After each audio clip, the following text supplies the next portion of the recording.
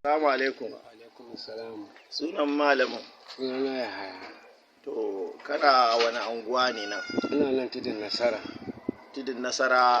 Tudun Nasara kusa da gidan 'yan banga. To, da kwa kenan Tafa local government? To,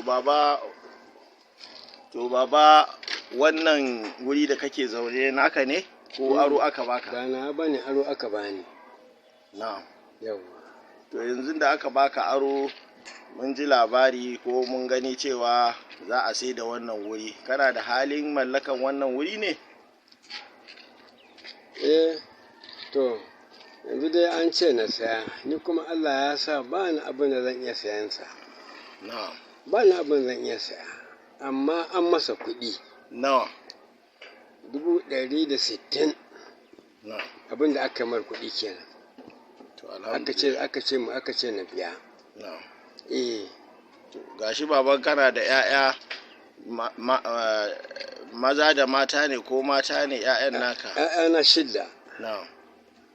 Maza 2 mata 4. Na'am. Eh. Kuma ba su da halin da za su sai maka wannan wuri? To wannan tsakanin mu da su yayi nisa ne. Allahu akbar. Yayi nisa. To alhamdulillah. To baban me kake fata ga al'umman musulmi? Ina fatan ga al'umman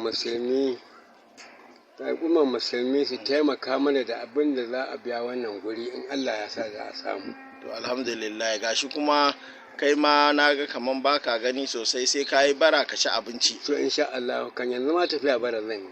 To babu komai, insha Allah Hajiya Daso Entertainment ta wakilta mu dan yi fira da kai domin a sanarwa al'umma Annabi Muhammadu sallallahu alaihi wasallam don su taimaka maka da wannan siyan wannan fili, a yi maka koda ɗaki guda 2 ne wanda za ka zauna da iyalinka, tunda masu wuri sun ce suna so a ba su wurinsu ko a siya. Insha Allah haka suka ce. To alhamdulillah, wannan shine filin duka ko?